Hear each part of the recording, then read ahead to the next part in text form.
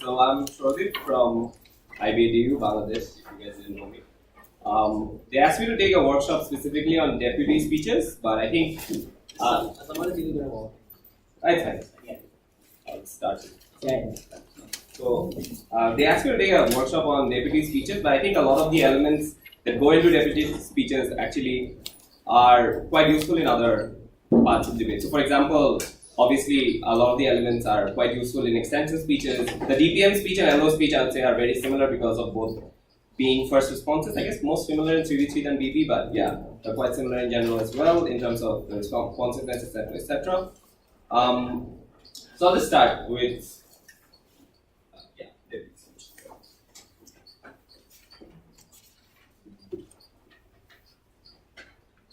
Before that, can I just ask this in general if any of you are planning to go to Worlds this year?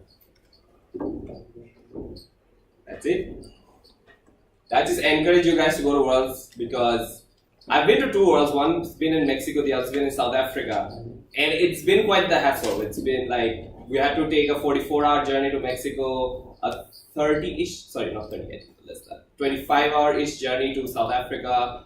And the visa's been a hassle, like costs overblown. So Thailand's going to be quite cheap, and if you really want to do Worlds, like this would be the prime time. Like you might be in your first year, you might be in your second year. I don't know which stage of your like academic life you're in, but I would really suggest doing Worlds this time. Although there is a cap that you'll be able to do 4 Worlds, but most people don't end up filling that cap anyways.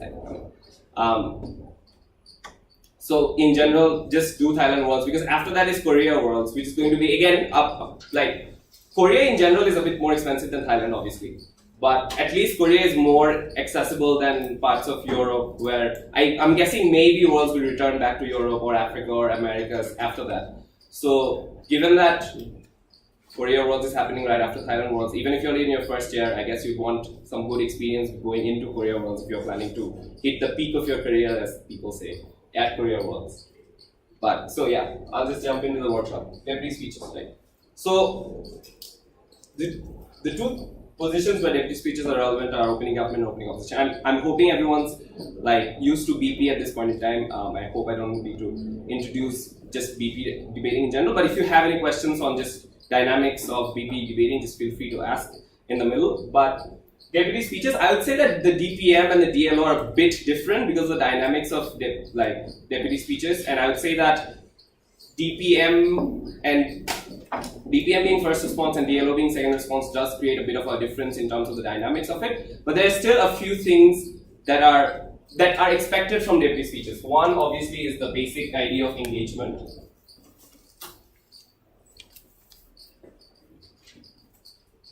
And this engagement, in case of DPM, is directly to LO. Now this is quite important in the sense that in a lot of cases, the only opposition speech which you can engage to from opening government is the LO speech. And oftentimes a lot of good material comes from DLO and then closing opposition, and you just feel what to do just in a crisis at the moment because, well, your speech has ended and you cannot further engage to it. So to give the judges the impression that you wanted to engage as much as you can while you had the chance of engaging, I would say put engagement as a priority. So there are certain cases in which you think, okay, this LO part of the constructive is not as important, but you still prefer some bit of engagement to it. And the reason I say this is because a lot of judges tend to go lenient in the OG versus DLO comparative or OG versus CO comparative if they see that the DPM has been really heavy in engagement. On the flip side, if the DPM does not engage as much, like thinking that, okay, maybe the LO speech wasn't that relevant, maybe it was weak,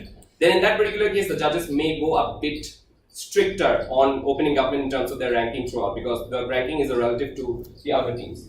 But in terms of engagement, a few things to note here because I think in terms of deputy speeches, specifically deputy prime minister, in most cases you don't get to engage to the best version of the argument coming from all. Simply because of the reason that as the debate develops, oftentimes the arguments also develop better. Oftentimes DLO concludes the argument, oftentimes CO just has a better case. So in those cases, a few things. First, I would say always take the opponent at their best, which is say that oftentimes the opponents won't tell you what their best case and what their worst case is. Sometimes it just useful to assume their best case, or useful to assume what the comparative is on your side. Which is to say that maybe a motion would be great. Can anyone suggest a motion? A motion that should be. Maybe I'll just come up with one. I think there was this motion at Worlds about this house as the not the as the US. I think this house supports the US pulling out from Syria or something of that sort. So yeah, something of that. Yeah, it was like this house prefers a world where US disengages from Syria. Maybe along those lines. So in that particular debate, if the LO is coming up and telling you that we do not want to disengage with Syria because of the simple reason that we want to go for certain diplomatic resolutions, and for that we need our presence in that particular case, but does not really explain to you what those diplomatic resolutions are. Yeah, sure. Does not really explain to you what specifically those diplomatic resolutions are. I think what you need to do in that particular case is take the best case, and by that I mean assume, okay, just making the motion clear again. This house prefers a world where the US disengages with Syria. So the motion was a bit vaguely worded at Worlds. So the OG in our room defined it as the military pulling out. So absolute military disengagement. We say that there won't be any troops, there won't be any military intelligence, there won't be any funding, etc., etc. And if the LO claims that we need some bit of military involvement to get any sort of diplomatic resolution in that place, but does not really analyze that argument properly, oftentimes as a DPM, you just have to take an extra step and go like, let's assume for a while that some military engagement leads to diplomatic resolution, which is to say that sometimes troops on the ground does lead to some bit of resolution in terms of the fact that you can use them as a threat, you can probably use them in general as a bargaining chip or anything of that sort. Although these aren't things that the LO explicitly said, if they do not say it, and if DLO does not say it, I'm pretty sure this is an intuitive argument that CO is going to run and just run away with it. So in that particular case, just assume that yes, in the best case scenario, maybe you can use the military as a bargaining chip. Here are 3 reasons why, without the military, the diplomatic resolution from the US side or like the West side will be better. And then explain those. And that, even though is an explicit engagement to LO, because that really isn't how the LO put it, it's still a best case engagement that contributes to your case in a very significant way. And the reason this is quite important is because if you don't do this, and this has happened so many times, either DLO is going to run it or just CO is going to run it. And the reason I'm saying this is because in BP tournaments it's power matching, which means I assume that the teams that are there in the room have equal strengths, and therefore if you think that you can run a particular argument well, I'm pretty sure from op they can run that particular argument well. So, and then there are other things in terms of engagement. Sometimes it's preemptives. Now this is usually known as more of a PM thing, but it can also be a deputy thing because there are some low-hanging fruit arguments that your upper house may just miss altogether. The tricky part is sometimes you don't want to give the closing an extra. So this is from the perspective of DLO. If you think OG did not run something, but CG might run it, in that particular case you need to make a judgment call sometimes as to whether or not CG may actually run it, because if CG does not run it, then you may end up sounding a bit stupid. Like, you have rebutted this, but they didn't really run it, so what's the point? However, if CG is pointing out something on a POI, maybe it's good to preempt what they're hinting at through their POI. Sometimes CO also hints at something from POI. Maybe it's just, if not concentrating a lot on it, you can still concentrate a bit on it. Which say that you can still give like 1 or 2 lines of refutations to what you think may come up. Which is to say that, say in that very debate, in the Syria debate, Op can easily claim, and this is a very low-hanging fruit argument, Op can easily claim that if not the US, then other actors in the Middle East can take its place, like Saudi Arabia or Iran. Like Iran is already engaged to it, but the other side of the opposing Iran side of the spectrum will then be dominated by countries like Saudi Arabia, and therefore that can be bad. Maybe LO did not run it, but CO is pointing it out in a POI by asking, oh, what happens when Saudi Arabia takes over Syria, when US disengages from Syria? In that particular case, just responding to it like in a 1-liner or 2-liner may not be enough. It might be strategically important to go through the preemptives a bit thoroughly by saying that if the US disengages, then how can it influence its allies to disengage as well? But or even if there are other actors taking its place, how will it still be? The situation will still be better than the US staying engaged in Syria, and then draw the comparative as such. So sometimes it's more of a judgment call as to whether or not you preempt something or not. But in a lot of cases, if it's a low-hanging fruit argument, if it's being pointed out in a POI, it's very important to preempt that particular argument. Any questions so far on engagement? Like obviously the basics of like responses, something, whether or not something is true, something is important, applies across the board, across all speeches. But I think specifically in DPM speeches, these two things are quite relevant. The second would be, and this is something that is a bit, yeah, that's all right here.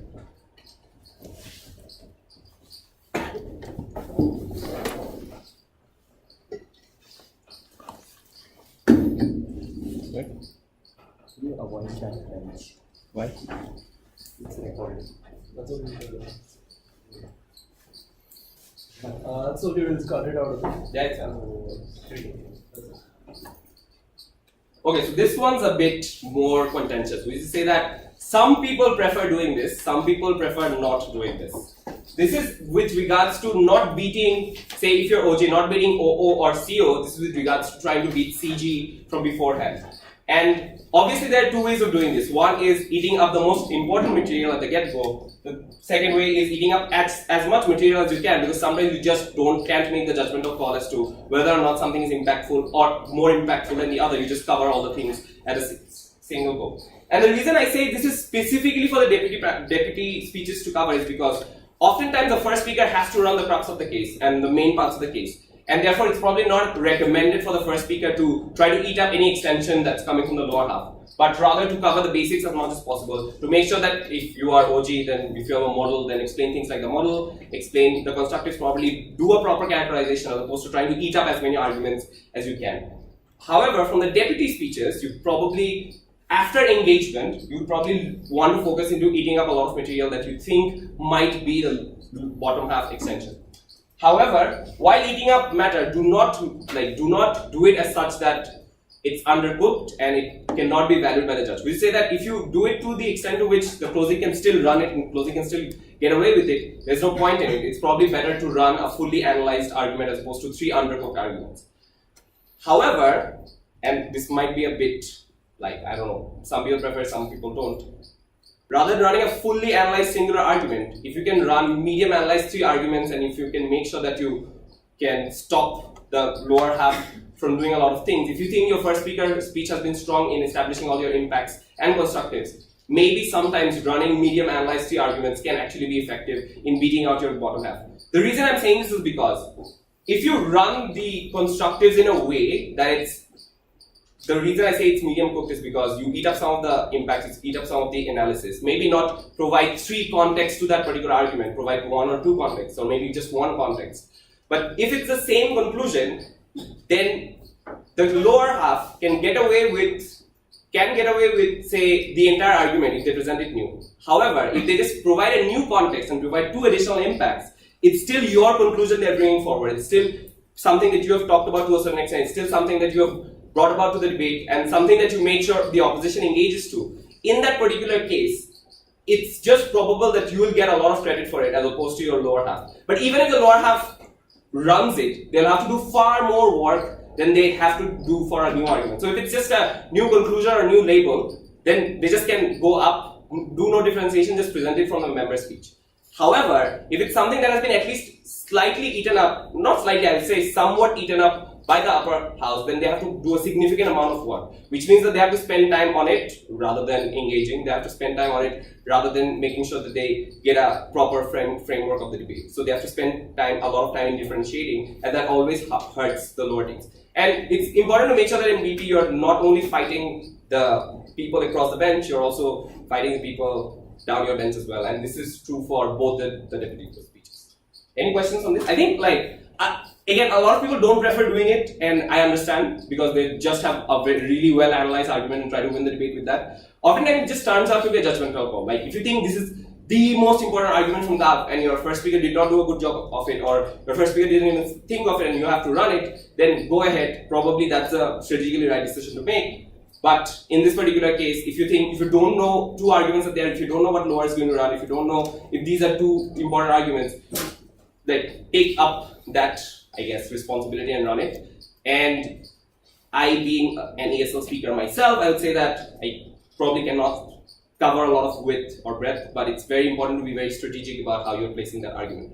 So in that particular case, just make sure a few things. One, the context is really clear. In at least a few words, just mention that the context is really clear. Second, you have some bit of a working mechanism in that argument. And third, the conclusion is really clear, which is that the label of that conclusion has to be really clear. Because if it's a common conclusion, if it's a debate argument that has been run throughout, then if that conclusion already comes out, then even if the lower house phrases it differently, I'm pretty sure a good judge will be able to know that. And lastly, if you can, then draw out at least one or two very specific impacts that you can tie back that argument to. So these 4 steps, if you follow, like very quickly, run it down, then you can possibly eat up a lot of material.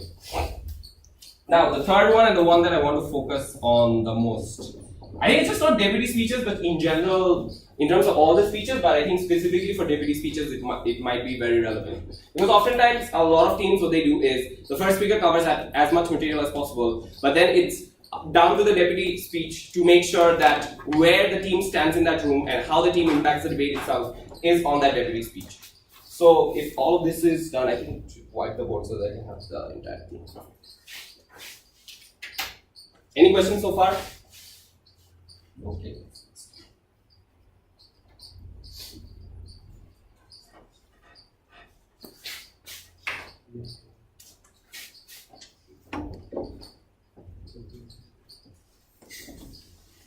So I've seen this misconception that a lot of people think framing is about using English words. A lot of people have said that framing is about using, like, eloquence or fanciness.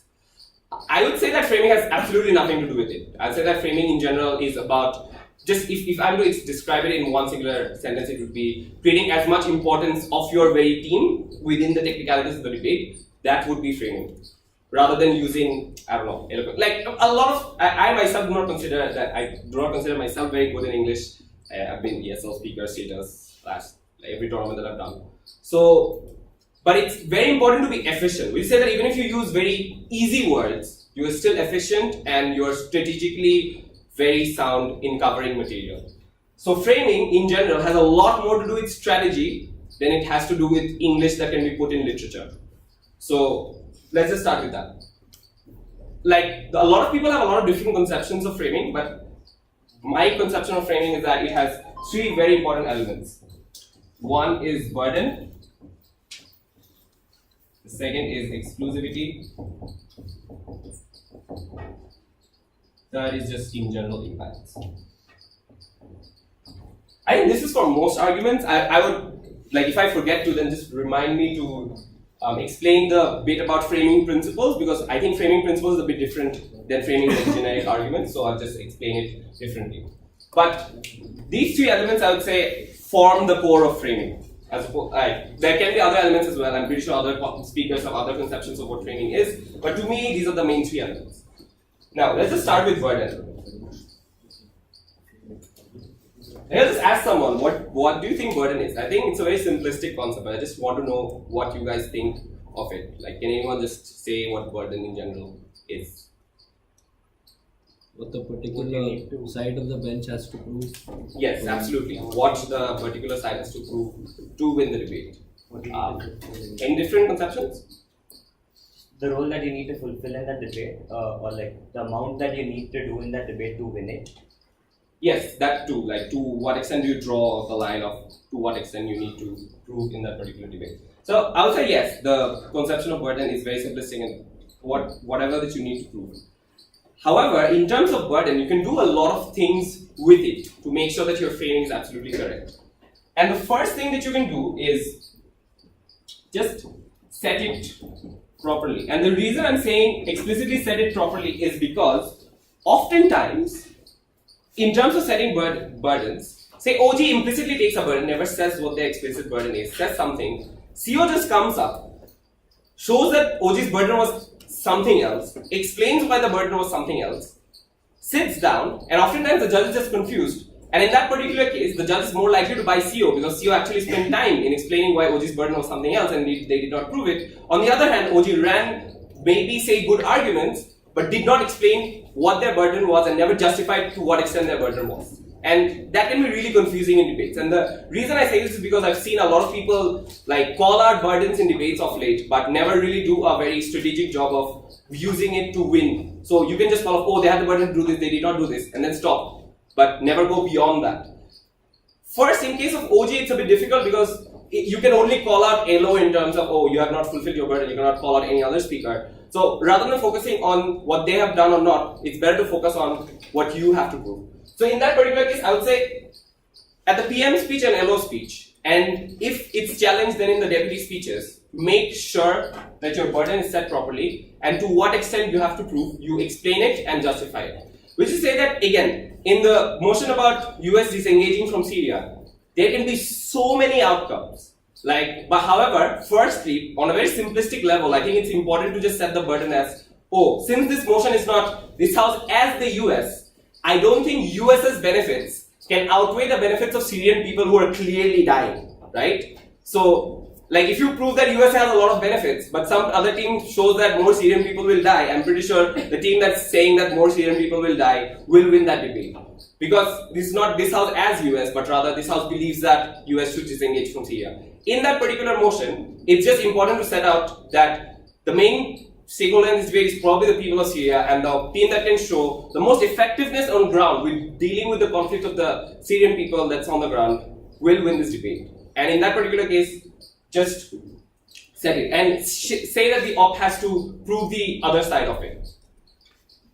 Now that's just the broad burdens of it. After that, there can be certain smaller burdens that is brought about in the debate as you progress. Which is to say that things like rebel funding is a particular issue. You can, whenever you're bringing up the issue of funding rebels, if PM comes up and says, suppose, I'm not saying this is the argument to run in that particular case. Maybe they say something like, oh, if you cut off funding, then a lot of rebel funding that has been going on in Syria to moderate groups. We have seen a lot of arms being taken away by ISIS, etc., and that will now stop, and therefore there will be a net benefit. In that particular case, if the op comes up and says that, oh, if you cut down funding the moderate groups, then the extremist groups will become even more stronger than you claim. So in that particular case, there is sort of an implicit burden that's agreed that if you cut off funding, then are extremist groups more empowered or less empowered? And I think op needs to prove that they are more empowered if you cut off funding. Gov needs to prove that if you cut off funding, then they are less empowered. So this becomes in and of itself a burden in the debate. The point is, the reason I'm saying this in case of deputy speeches is because this rebuttal or this response itself may not even come from LO. This may come from DLO, this may come from CO as well. In that particular case, it's important for OG to understand that whenever you're making an argument about extremists not having guns, you need to, at that point, identify that my burden in this particular argument is to prove that overall, no matter what happens, the extremists will be disempowered if the US cuts off funding in this particular era, because you're talking about a full disengagement, but disengagement also involves a small issue, which leads to this another issue. So in that particular case, you need to also, secondly,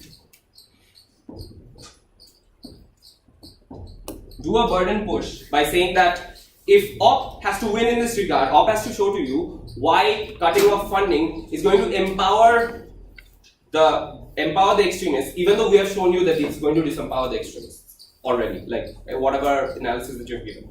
In that particular case, it's important to push that burden. The reason is, one, the judges take it more seriously. Two, if the op actually engages to it, then there's a better chance of having a good debate in that particular front. Three is, if you think that's one of your strong suits and you know a lot about it, you want the opposition to pick up on it, and so that your latter speaker can sort of engage to it. I'm probably moving a bit from deputy speeches to first speeches, but I guess that's important as well as you go forward. So you need to do burden push in that particular regard.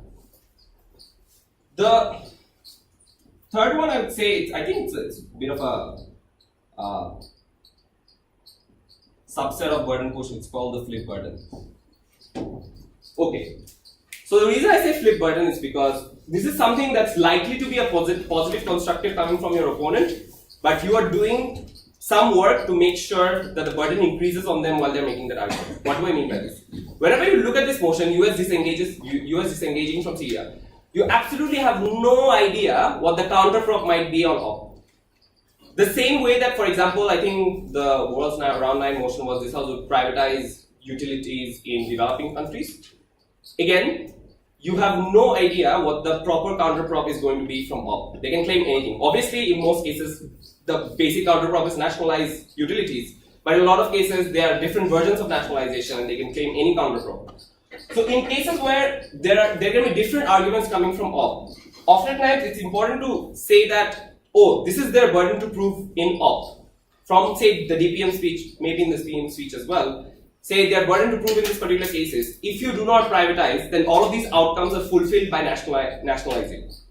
Say, a particular issue of access, for example. So I think the argument that goes in privatizing utilities in developing countries is something like, maybe you can oppose this argument if you are on the left side of the economic spectrum. But I think the argument that goes in this particular case is that oftentimes the reason utilities do not reach a lot of vulnerable people in developing countries is because they do not form a sufficient voter bank for politicians to care. However, when it comes to private companies, these small voter banks can also be niche markets that they can cater to and make profit out of. And the reason they become niche markets and profitable to serve is because when you talk about utilities, which is water, oil, gas, whatever, if you have a hub in a particular region, then building pipelines is very cheap, but building the hub itself is expensive. So as long as you've built a hub in, say, the southern part of your country, then building as many pipelines as possible to people increases access, increases profits for your company. Therefore, there's a natural incentive to make sure that it reaches those people. Now, if you end the argument there, then you are not playing with the burden of this debate in that particular case. And the way that I would suggest you do this is, after explaining that look, there are vulnerable people who are not getting access right now, will get access if you privatize this particular utilities, say that here are also 2 reasons why. Firstly, say that op has to prove to you why nationalizing will reach the same outcomes. We say that nationalization will reach to these people getting access to it. Secondly, not just stop there, go and further and say that if you nationalize, there is a reason why you cannot get the outcomes that we can, and here are reasons why. Therefore, the burden on your side is disproving these 2 things that I said right now, which shows that nationalizing does not lead to it. For example, maybe because representative democracy is broken. Secondly, because they do not have a lot of political capital. Thirdly, because oftentimes there are governments that just want that have a spite against particular constituencies because they are ruled by the opposition party or something of that sort. Put in all of that material and say that now you have the flip burden, disprove all of these 3, and then put in your constructive. At that point in time, the opposition, specifically if you're OG, has a massive burden on them. First, they have to disprove all 3. Second, on top of it, construct a reason why governments have a natural incentive to reach out to as many people as possible. And at that particular case, at that particular point in time, it might be quite difficult for them. It might be, obviously good teams will still be able to do this, I suppose. But at least the judge already knows to what extent you've contributed to constructing that very framework and that very burden of the debate. Is that clear, the third concept? Any questions on the idea of burden? Anything? Either it's going really fine and therefore you don't have questions, or it's going badly so you're not getting it and therefore you don't have questions. I hope it's common. Suppose you push a burden onto op and op proves like another case, they don't engage with your burden but they prove another burden. What kind of how will the judge look at it from that side? Like they prove that burden properly, they analyze it, but they haven't engaged with how you've pushed a burden on them. Okay, so in this particular case, if you've pushed a particular burden and it's very important and you've analyzed why they have the flip burden on them to firstly do the proper burden push and then analyze a lot of things in terms of the flip burden of it. In that particular case, if they do not engage to it and run a different case altogether, I think firstly they'll get penalized for engagement, because a big part of burden push is making sure your opponent engages. And if they don't pick up on that burden at all and it's an important issue, they'll get penalized for engagement. At least try to prove why whatever you said is irrelevant. Because if whatever you said is true and important in the debate, then they cannot just like ignored that particular part. If they ignore that and do something else, and you engage on that particular level, then I think the judge is just going to err in your favor, because you have engaged to whatever they have analyzed, but they have not engaged to whatever you have analyzed. In that particular case, the judge will probably give the verdict in your favor. However, in instances where the opponent does not engage, but what you said is not really important, not really exclusive, not really relevant, in that particular case, maybe it won't be that like bad of a thing to do for them. So I think it just depends on the strength of your argument and the strategic position of your argument in that way. Alright, so let's move to exclusivity. So I think in case of exclusivity, a lot of teams just come up and say that, say you're constructing a particular argument, it can be from any side. If it's not exclusive on your side, then it probably doesn't matter as much. So what do I mean by this? Say let's take a very generic motion, right? This house would invade North Korea because, well, North Korea. And the end result that you want out of this is that you want to make North Korea nuke free. And that's what OG says from the get-go. If O just comes up and says, guys, like making North Korea nuclear free is not something that you can do through invasion, or it's maybe something you can do through invasion, but here's a better way of doing this, like maybe diplomatic engagement, maybe sanctions, I don't know what counterprop it is, but whatever counterprop it is, in that particular case, if Gov does not show why it's exclusive on their side, why threatening Kim Jong-un can only be done through invasion and stuff like that, then OP will easily take away the debate. Therefore, I would say exclusivity is very important. So, what elements does exclusivity have? I think the first thing is, if your particular side of the debate is the only way to do something, that's when exclusivity is at its strongest. We'll say that again, this house would invade North Korea. You want to make North Korea nuke free. And you say that invasion is the only way to do this. Here are reasons why it's exclusive and it's the only way to do this. First, sanctions didn't work. Here are reasons why sanctions didn't work. Second, any sort of diplomatic pressure didn't work. Third, any sort of incentives coming from both South Korea, US, as seen in the past year, has not worked. Here are reasons why they did not work. Fourthly, any sort of direct talks that we have tried with Kim Jong-un, again, probably did not work. Here are reasons why they did not work. Then compare it to a direct invasion where we will probably trying to wipe out the nuclear facilities that North Korea has. We'll probably try to strategically take down certain leaders who are in charge of it, probably assassinate some of them as well. Then you can compare, like, we do not have any other alternative left. This can bring in a solution. Therefore, this is the only way of doing this, and therefore, exclusivity is proven. Because in a lot of IR motions, exclusivity is questioned to the max. I think this happens to other motions as well, but I guess specifically in IR motions, because there is this idea of counterprop, etc., you need to prove exclusivity in that particular case. So if you can show that your motion is the only, your side of the motion is the only way to reach a particular outcome, then the framing in terms of exclusivity is the fullest and the best from your side. The second one might be the best way. So, what do I mean by this? There may be multiple ways of doing something, but a particular thing might be better than others in doing that particular thing. For example, again, let's go back to North Korea. Say you set the conclusion as liberating the North Korean people and bringing democracy. Obviously, there might be other ways of doing it. And maybe internal revolution is one of them, because vast majority of the countries that have gotten democracy from a dictatorship probably has happened due to internal revolutions happening in these countries. In that particular case, if you're talking about the best way of getting something, then you can say that an internal revolution probably can lead to a democracy within North Korea. However, here are reasons why invasion is the best way of gaining, say, a democratic state for the North Korean people. Maybe because they're brainwashed, maybe there's a lot of propaganda, maybe because the people themselves just are subservient to their leader, and stuff like that.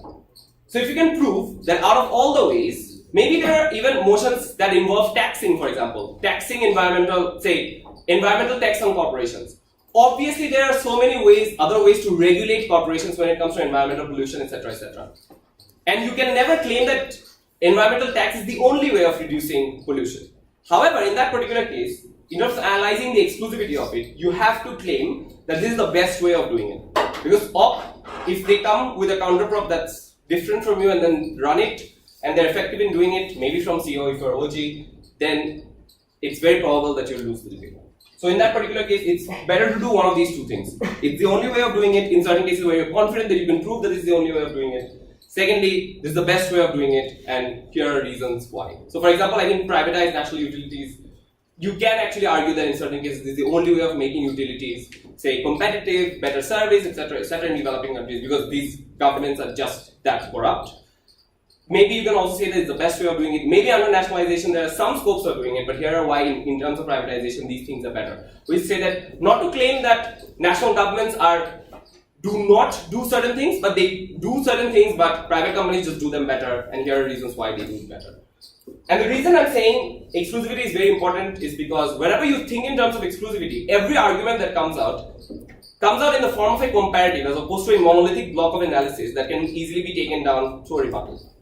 Which is to say that in debate, and this is very important, you are not saying why you are good, you are not saying why the other team is bad either, you're just trying to prove why you are better or the other team is worse. And I think that's very important by remembering that, again, you're not trying to prove that you're good, you're trying to prove that you're better than the other team. And that's quite important. The other element of exclusivity might be that this is a good way of doing it. So, the reason I say this is because oftentimes there are certain motions about, say, reducing the burden of proof to balance of probabilities in case of sexual assault, for example, as a motion. In that particular case, obviously, if you want to prosecute more people who have been involved in sexual assault, this is definitely not the only way of doing it. May not even be the best way of doing it, because maybe policing is the best way of doing it, but policing is non-contentious in both sides. So you can just argue that it's a good way of doing it and it's better than anything than the burden that's pushed on all. By the way, when you're arguing something like balance of probabilities in case of sexual assault in court cases, in that case, OP has the burden to prove that the status quo should be persisted. We say that beyond reasonable doubt is something that OP has to defend, and you have to defend that balance of probabilities. And in that particular case, you can just say that this is a good way of tackling sexual assault. Obviously, this is not the only way of tackling it. Obviously, the best way to tackle this would be if, say, you could revolutionize the society and change how a lot of people think. But clearly, these two cannot be fulfilled by this motion. But obviously, this can still be a very good way of tackling this particular issue. Right? So, at least in terms of exclusivity, if you meet one of these three, obviously 1 and 2 get priority if you can, or if you can meet the third way as well. I think that works in a lot of debates. Any question in terms of exclusivity? Anything? Alright. Impacts. So, in terms of impacts, I think, like, there was this thing that, if you guys have watched, I think one of MDG's workshops, that was quite nice in terms of, like, I think that workshop was on framing, but there was a particular graph that he showed. I'm going to start off with that and try to do work with that as much as possible. I think this was MDG who showed it first. So, there's a particular graph. There is vulnerability on this side. There is numbers on this side. So the concept of this is very simple. Almost every argument that you try to impact has an impact whether in terms of serving someone or people who are vulnerable or serving the numbers of it. Which is to say, there are a lot of, say, economic debates, say hardcore economic debates, say we're talking about deregulation of the financial institution, etc., etc. Oftentimes, the impacts will be in numbers. That these many people are going to be uplifted. Obviously, it cannot be accurate, but you can still paint a picture as to how many people will actually be affected. Whether it's the middle class, whether it's the poor people, whether it's specific groups of people who have specific jobs or specific economic roles within society. In terms of a lot of, and this is particularly true for a lot of minority debates, vulnerability becomes a factor. We say that, say a particular team proves that A is benefited, and another particular team proves that B is benefited, and A and B might be two different groups. If A is more vulnerable than B, then the team that proves that A gets benefited and conclusively done so in both wins. However, oftentimes the judges won't make that framing for you. So you need to make that framing in terms of how your argument addresses vulnerability or addresses numbers. So what do I mean by this? Oftentimes, arguments lie in any part of this spectrum. Maybe the best argument lies here, where like the most vulnerable people are affected in the most ways. But maybe there are certain arguments that lie here, that may lie here. In terms of analyzing your argument, if you know in which side of the graph it lies in, you will be quite certain of how to analyze that argument. Whether or not to go for the vulnerability appeal or whether or not to go for the numbers appeal. So, knowing which impact that you're drawing can be very effective in this particular case. Let's revert back to the access argument in the privatized utilities debate. So, in terms of that, if you say that sometimes national governments are very good in reaching, say, mega cities. Suppose, say the best case scenario from OP is, say you're Deputy Prime Minister and everyone does a brilliant job in explaining why national governments actually maintain the utilities very well, they can give maximum service to a lot of people, etc., etc. And you don't know how to respond to this in terms of like the full crux of it. However, what LO does not do is respond to your argument that says that private companies have a distinct incentive to reach out to the most vulnerable groups of people who live in remote areas. In that particular case, you can just frame the debate in a way, obviously in the form of a comparative, and say, look, on opposition side, the best case scenario is that governments do a good job of maintaining utilities in mega cities and reaching these people. We think we do that as well, even if it's marginally worse than what opposition does. If we can show to you that under their side, people who are living in remote areas and are very vulnerable do not get access to it, but we do so in our side, then we win the debate regardless, and then explain how you do it. So in that particular debate, even if you lose a particular point, you can still win it because you are catering to a particular vulnerable group and the opposition is not doing that, or it has not been able to do that under their side. And you can specifically use flip burden to make sure that the opposition cannot do that, because you just establish why national governments are just unable to do that in that particular case.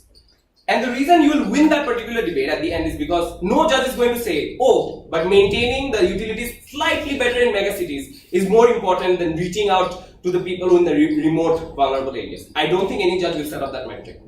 So, in terms of that, it's very important to make sure that numbers and vulnerability are gotten absolutely solidly right in terms of the impacts.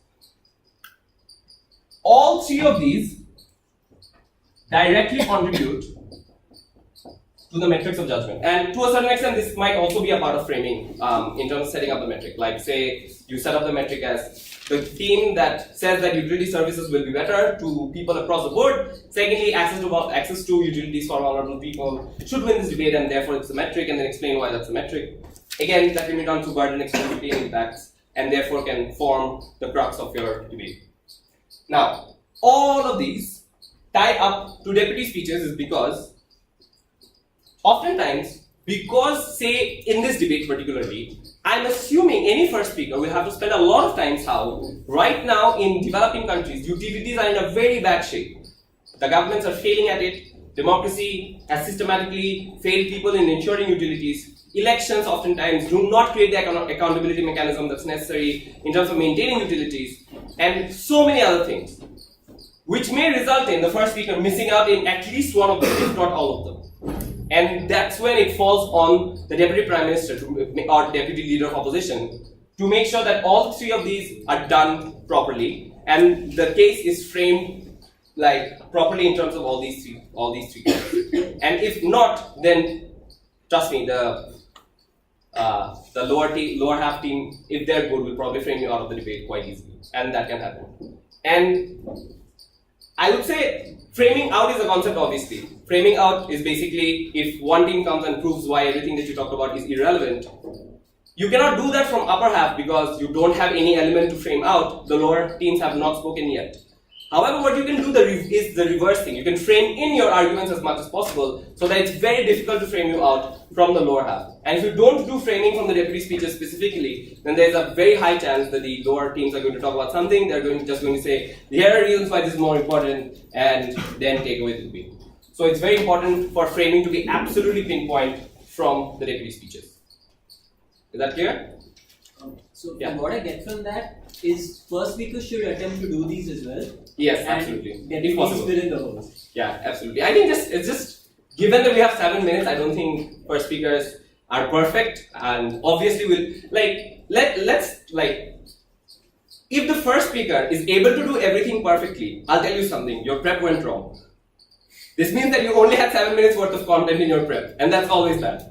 And this means that the deputy speaker, whatever, prime minister or deputy leader of opposition, has to think of new material while in the debate, while constantly listening to the other speaker, think of responses, think of new material at the same time, and that's bad. That's just bad.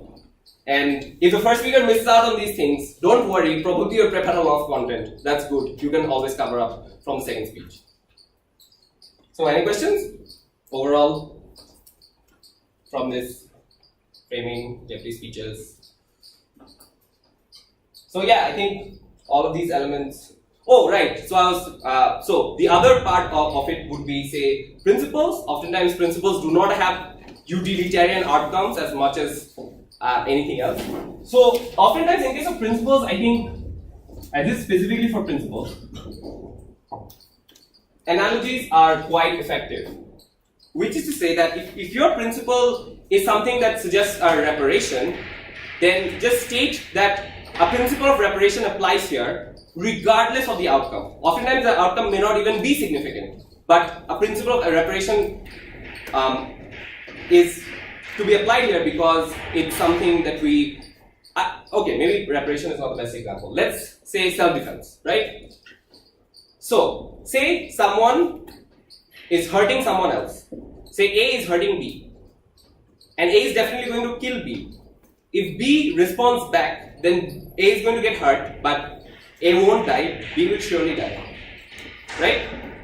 If you make a utilitarian judgment of it, B doing nothing, absolutely nothing, maximizes utility in a way. Because, well, B is dying anyways, A is not getting hurt, on overall utility is maximized. However, that's not how society functions, and utility isn't the only metric of how society functions.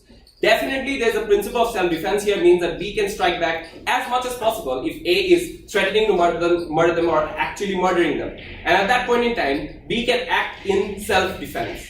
And regardless of the outcome, that principle of self-defense has to be very important. So if there's a particular debate where you're saying that the principle of self-defense applies, then in that particular case, it doesn't matter what the outcome is. Self-defense is the most important thing in this particular case. Just explain why self-defense is the most important thing. And I think it's very intuitive. The reason self-defense is the most important thing is because oftentimes external authorities cannot protect you. The police cannot protect you. The state cannot protect you. It's up to you to protect yourself. And to you, your life and your bodily integrity is the most important. And every individual should have the right to protect their bodily integrity regardless of the outcome that is there to the rest of society in that particular case. So the principle can be framed with a particular analogy. So maybe it's not self-defense explicitly, but the act that you're describing can be self-defense as an analogy. So for example, so I think there is this WUDC 2009 final where the deputy makes a good analogy of self-defense, saying that abortion is a form of self-defense.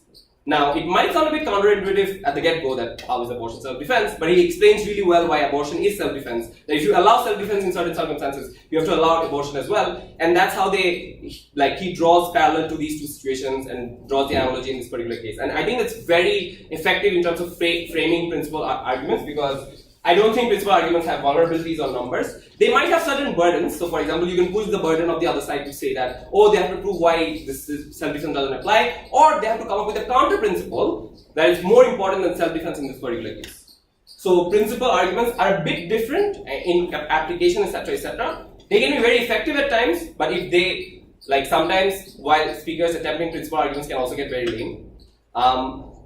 I would say that principal arguments can be very effective if there are certain solid principles that apply to the debate.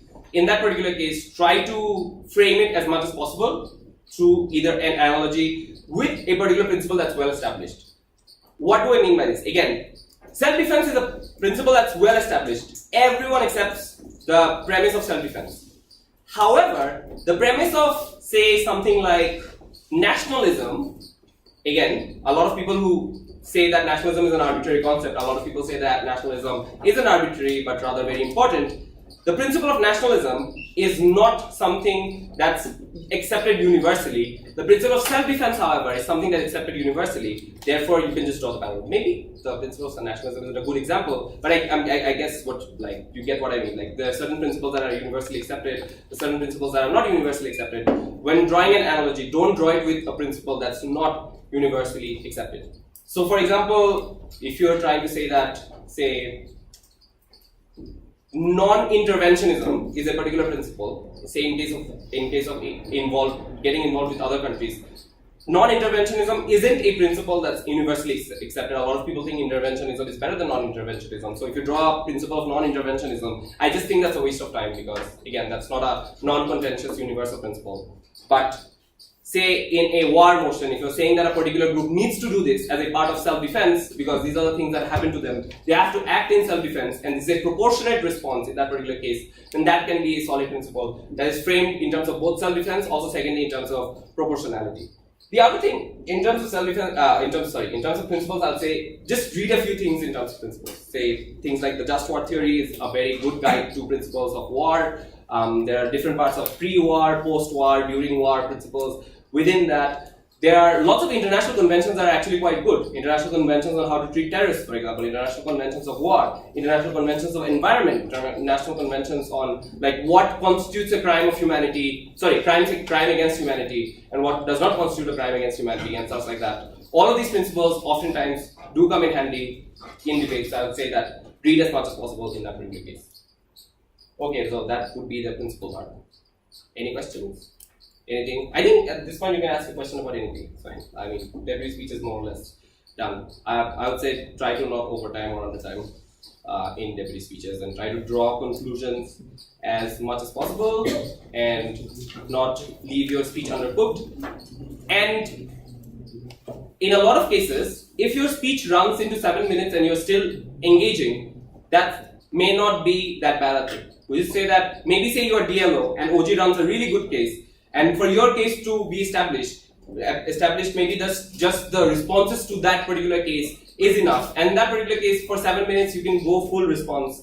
And if that is valuable, to be fair, I don't think any judge should just say, oh, but your speech had no positive contribution. I don't think that it works in that particular way. In BP, responses do count as important contribution if these are important responses that are analyzed properly. And I think these days you don't even have to say that rebuttals and constructives are integrated. Maybe for a few old school judges you need to do that. I guess do that in certain cases.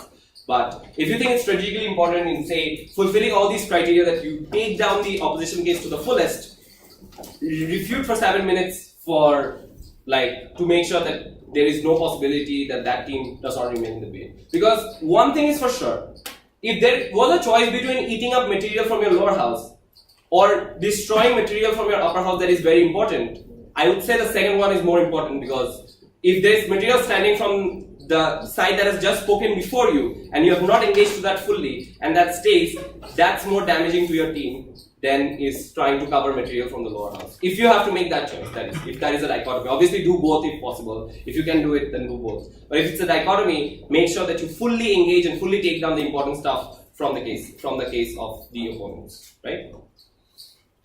In debates where you can use utility as well as principle, how do you weigh one over the other? Suppose there's a debate where governments in developing countries limit migration to megacities. How do you weigh utility versus principle when you're prepping or when you're about to give the argument? I think it's that can be quite tricky. So there was a very similar debate at Worlds, which was giving megacities autonomous control over economic, social, and social environment, or economic, social, and immigration policy, or something of that sort. In that debate, the reason I'm giving this example is to illustrate to you that it really depends on that debate. Opening government ran entirety of a utilitarian case, and the case was fully utilitarian from the opening government. What we tried to do from CG is, because they ran utilitarian case, we tried to run principles, because principles was just exclusive to do in that particular case, because opening government did not run principles. In that particular case, what we tried to show is that principles are more important. And the way we tried to do this is, obviously opening government tried to show, and they did it really well, by the way. They showed that there is a harm when lots of people pour into mega cities, and it creates a problem in terms of the population pressure that it puts on the cities. People who come in, people who are already there are affected, therefore it's wrong. We should give control to the people who are there to decide to what extent they're willing to accept it. Our framing was very different. Our framing was that for a Gov team to win this debate, what we need to show to you is that these particular megacities should have autonomous control in principle. And we try to analogize that to federal states. What do I mean by this? So, certain parts of certain countries, you just give them autonomy. California has autonomy in the United States. In India, so many states have autonomy, right? At certain levels. For example, West Bengal is an autonomous state, Maharashtra is an autonomous state, to the best of my knowledge. They have autonomy to a large extent and control over certain policies. They have their own government within state governments, and they have their own elections, etc., etc. What we try to prove is that if these people have a distinct identity that gives them the right to govern themselves fully, and if we can prove to you that people in megacities have that distinct identity, then we win that debate, and therefore they should have the same rights that you extend to any separate federal state that you draw in terms of borders. Then we can win that debate and give different reasons in that particular order. I would say that if you can, in these particular debates, do both, because both seem equally important. Like whether or not you give political autonomy to a particular place really depends both on utilitarian outcomes and say the principles of democracy, federalism, and so many other things that are involved there. I would say do both if possible. If you are to prioritize from top half, try to cover both. From bottom half, prioritize on something that the top half missed on. So say the top half does really well on utility, a bit on principle, not much. I would say from the bottom half, prioritize principle. If say they do the reverse, then do the reverse from the bottom half. If you are top half and you don't know which one to prioritize, I would say at least attempt to do both to the extent to which it's possible. I would however say that oftentimes when the principles are very strong, it's actually easier to establish the principle than utility, because utility can have so vastly different ranges of outcomes, vulnerability numbers, there's so many ways of doing a utilitarian argument. However, there are often very limited ways of portraying a particular principle. And if you do that principle strongly, that cannot be taken away by bottom half, and therefore it stands if you frame it properly. A utilitarian argument, however, if you do it no matter how, to what extent you work on it, maybe your lower half will think of a different perspective, run it from a different angle, just take it away from you. That's always a possibility. So in that particular case, if you are put in a dichotomous choice, I would say sometimes if you think it's important, then go for the principle. However, there are certain judges who just don't value principal arguments. Maybe knowing the judge also helps at other times. Like there are certain judges that just don't buy principles. I don't know why they don't, but they just don't. To me personally, in terms of looking at an argument, I don't look at whether or not it's principle or utilitarian. I look at the impact of the argument within the whole debate and then assess it. I would say that's the fairest thing to do. That's also the way to go as a debater as well, because ultimately what you're doing is trying to convince someone else. Just say that, oh, if I were judging this debate and I looked at this argument versus this argument, which argument would I value more? And if you think you'd argue value of one particular argument more, just go with it, regardless of it being principle or utilitarian. I hope it answers your question. Yeah. Given there's a time limit on each speech, how do you decide in particular what to say in your first speech? So is there a way, or do you have anything you particularly want to establish by the end of your first speech that must be established by the end of it? I would say in terms of, I think this is very important in terms of the first speech, like understanding your burden and making sure that you clearly hit that spot of burden quite early on in the get-go. And certain things I just think should be done in the first speech very well. First would be characterization and making sure that the context that you want is put in there. Because bringing up the example of say privatized utilities in developing countries. By any chance, if you don't characterize governments and how bad they can be in developing countries, and OP runs away with saying that governments are actually very benevolent in developing countries, you're going to lose this debate regardless of how well you explain capitalism is great, right? So you need to really characterize how, say, bad the situation is particularly. Because Gov is usually changing something, and something's bad, you want to change something, you want to better it, you want to make sure that the change is worth it. So go for characterization, context setup well. Secondly, go for, I would say, the best arguments as soon as possible. Because oftentimes the best arguments are the most contentious arguments as well. OP is likely to question is, OP is likely to build a different flip argument to that argument and try to fulfill their own conclusion, their own impact on it. In that particular case, if the first speaker doesn't say anything and the opponent does not engage to it, the deputy does not have a room to build further on it effectively. If the deputy has to start the most important argument in their speech, that's never strategic. If you think there's, say you have 4 arguments and you think 2 of them are very important, go for them in the first speech first. And then if they have time, they can go for the 3rd or 4th argument. But it's better to make sure that the first 2 are done properly. So it really depends on the particular debate. But I would say get characterization spot on. Run the most important arguments in the first speech, because you want your most important arguments to be engaged as much so that you can counter-engage to it and establish it to the fullest extent. Because if you don't do that, especially in top half, the lower half teams can take advantage of it. In the lower half, if you don't do it, then the top half will just get priority in terms of running certain basic arguments that they already did.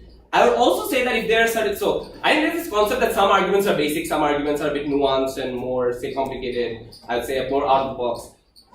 It's sometimes very just safe and a very good way of running things that if the first speaker takes the basic arguments and runs them to the fullest extent. If you think it's a basic argument, just make sure that they run them properly. So for example, maybe in terms of disengagement from Syria, if you think that US interventionism is something that's particularly bad in that particular case, then first speaker runs with it as much as possible. So just make sure that those things are done properly. Say it's a very basic argument, right? We all know some basic arguments of how US has made certain things in the Middle East bad, conflicts, etc., etc. It's very basic. But if you're running certain things that are more nuanced than that, you can go to it later on. But if this basic argument is not established, oftentimes other arguments in the case might be rested on the basic arguments, you don't even know it. But also, if you don't run that basic argument, CG is definitely going to run the basic argument and they're going to sit the weight with it. So make sure the basic arguments are run, the most important arguments are run,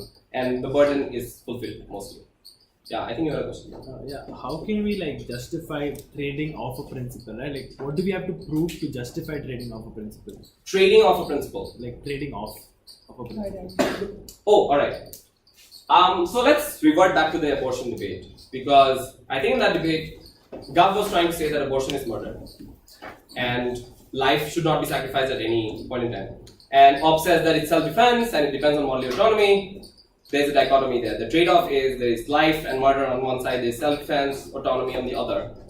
I think a good way of trading it off is by saying that proving why your principle is more important. We just say that the way that I think to the extent to which I remember, the way that DLO did it was to say that in self-defense we always sacrifice life anyways. Like if someone is coming to murder you and you realize that they are coming to murder you and you notice it and you shoot them back, their life is taken away. No matter how important the principle of life is, we allow that because it falls under the purview of self-defense, right? If there is a credible threat of life on you and you are acting on self-defense, then you allow self-defense to trump that principle of right. So there are some principles that are more important than other principles, and you can always explain it as such. And I think in certain cases even, you can also argue that in certain cases, the principle of life or the way that you lead your life might be more important than, say, self-defense. So what do I mean by this? So there are motions that ask, I think this house supports minorities being violent in protest or something of that sort. And Gav comes up and says, being violent in protest in cases which is necessary and is proportional is actually an act of self-defense because these people are getting oppressed by the state maybe, they're getting shot, they're getting killed, they're getting tortured. In that particular case, acting violently is just acting proportionally back in self-defense. If Op comes up and says, we understand that it's self-defense, however, here are reasons why it's going to be worse, here are reasons why, in that particular case, acting violently won't leave in preservation of maximum life within that minority group. And that affects how the community works, say, in the future, now as well. So these people in the community probably have some responsibility towards the greater community, other people, future generations. You can actually say that in that particular case, the preservation of their life and the way that they live is more important than self-defense. Because what's the point of self-defense in that particular case if it has no tangible outcome to that particular minority group? Because it's acting as a community as opposed to, say, one singular person acting in a particular singular situation where, say, the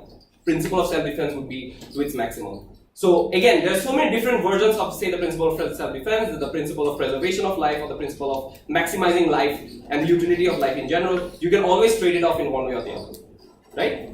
like let's say we had to prove at some point that like right to choice, like we had to trade away right to choice for some reason. How can we prove that the right to choice doesn't exist given a particular circumstance? So I think right to choice can be taken away in a lot of cases. Like I think the most basic example would be seat belts. Like obviously, seat belts are taking away your freedom. You have to do this, and that isn't something that you choose to do, but you have to do because it's annoying, right?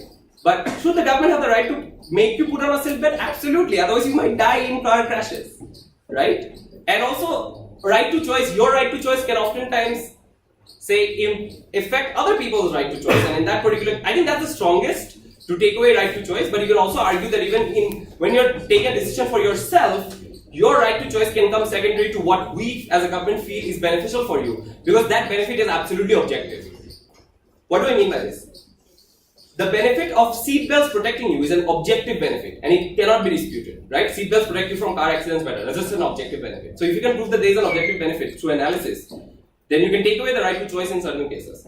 And obviously there is a balance to be struck between to what extent right to choice can be taken away and to what extent we as a government can regulate whatever that you're doing and stuff like that. Obviously there are certain things like even the betterment of the community, certain things like whatever you are doing affects the others and stuff like that. I think there's a very good debate in terms like if you want to research a bit, there's this concept of victimless crimes. Like certain crimes do not have victims, and there's a debate on whether or not governments should prosecute victimless crimes. So I think a good examples of victimless crime would be taking drugs. Like if you take drugs, then you don't have a victim, say. Most crimes have a victim, like you hurt someone, they file a case, they are the victim, and in case of drug consumption, there is no clear-cut victim, and therefore it's a victimless crime. But then the debate is should you or should you not prosecute victimless crimes?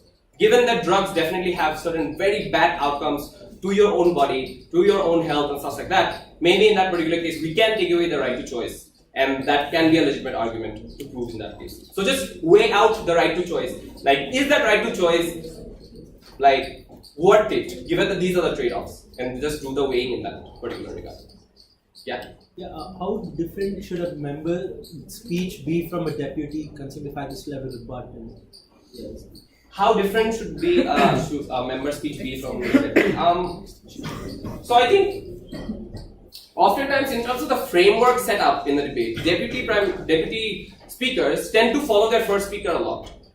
Members, it's advisable to not follow that framework at all and rather go in their own way. Which is to say that a member speech, if can be very similar to say an LO speech, maybe not a PM speech because obviously the member speech has to refute, but say if a member speech is very similar to an LO speech in that it refutes and it brings in a lot of new positive material, that's what is recommended the most. Like have as much new material, new impactful material as possible because you would want to do that. And I'm pretty sure the LO speech differs quite a bit from the deputy speeches. However, I would say in certain cases if you envision a deputy speech as something that gives engagement and gives added analysis to certain arguments that makes the arguments more powerful. If a member comes up and says, we do not have any vertical new extension, however, what we're going to do is, we're going to engage to OO, and then we're going to add analysis on OG's arguments. Analysis without which OG's arguments cannot be proven, then I think that's a legitimate member speech to give, and I think that deserves full credit if done properly. So in that particular case, it can be, say, similar to a typical deputy speech. But if as much as it adds new contribution, it's fine. Like if you envision a deputy speech as it adds new contribution and a member speech as the same, it's fine. Yeah. Yeah, you started off by saying that there's some difference between a DLO and a DPM, given that DLO is the second response and the DPM was the first. And any oh yeah. So I think one of the ways in which DPM speech and DLO speech is very different is in DLO you have a better ability of knowing what the CG extension is than in the DPM speech. And the reason I say this is because people are more willing to hand the DLO the extension because they're going to speak after them. But in DPM they're not willing to hand them the extension from CO because DLO is after them. So their DLO is just going to eat up. So in DPM, a bit more speculation in terms of preemptives is necessary than in DLO, because in DLO, just wait for the POI time, take it in the opportune moment, take it from CG. Any fair CG should hand you their extension, at least one line of it. Try to think of the response as much as possible at that particular case. The other way in which it's different is DPMs probably have a bigger burden of engagement, because DPM is the first responsive speaker of the team. And given that LO has already engaged somewhat, DLO can at least have some layer way of, okay, I'll probably not engage as much because LO has already engaged to certain things. And these engagements are legitimate even after the DPM speech, then DLO can just go focus more on positive material. And if DPM did not add anything important or new, maybe DLO can just focus more on positive material as opposed to engagement. But DPM, I would say that even if, say, LO is very stupid at times, maybe you have like the explicit callouts and explicit engagements probably more necessary in DPM because that's the only responsive speech that you have from OG. I think that I think puts a bit of a different sort of burden. I would although say that if LO is really stupid, then maybe DPM does not have that much burden of engagement. But a lot of judges prefer the DPM do maximum engagement because they're the only responsive speaker from opening government. And I think that's also a very legitimate philosophy to have. So in that particular case, it's also different in that way. But yeah. Any other questions? Yeah. As lower side, how do you deal with upper side, eating of that? Oh, I think that can be quite tricky at times. But I would say that this particular spectrum can actually be used to take down your upper half as well. So upper half is taken down, say taken up most of the material. If you have that one argument that say caters to the most, I think it's typically known as the minority extension. I think there's a lot of jokes on minority, debating shit posting about minority extensions. But like if you can bring out that minority extension and say prove why your group is more vulnerable than anything that top half has talked about, you can take them out with just one argument. Oftentimes, I think things like, oh, my top half has played utility, I'll try to go principle also works. Also things like your top half has dealt with certain stakeholders, you want to deal with a different stakeholder, again, works. I think oftentimes, say the top half ran everything, and say OG ran everything that you could think of, O ran a counter prop. However, the only flaw in OG's case was that OG did not engage to that counter prop properly and did not do the comparative. If you from CG can say in the privatized utilities debate, okay, private companies are good, here are why private companies are good, and OG ran everything that you can think of in terms of why private companies are good. What they didn't do, however, is show why private companies are better than, say, governments in running utilities. And if you can pull off that comparative from CG, you can still win. Just say that here are reasons why national governments are unable to do this. Here are reasons why all of these things that pose an inability to act in terms of governments do not exist in case of private companies. And here are reasons why. Then that's an extension that can win you the debate, regardless of the fact that opening government took away all arguments with regards to why private companies are good. So yeah, these are all techniques that you can use. I mean, if you're in a situation where you cannot think anything outside it, I guess in that particular case, maybe your prep wasn't good and there's no way to save yourself. But oftentimes, things like thinking of the comparative, thinking of framing in a different way, thinking of what your burden might be different, thinking of maybe say a principal argument when the upper house has not run a principal argument, helps in finding an extension.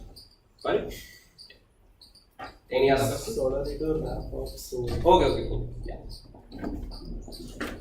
Yeah, so I guess I'll see you in the tournament. So I hope you like the motions. Yeah, that will be it. Yeah. Right.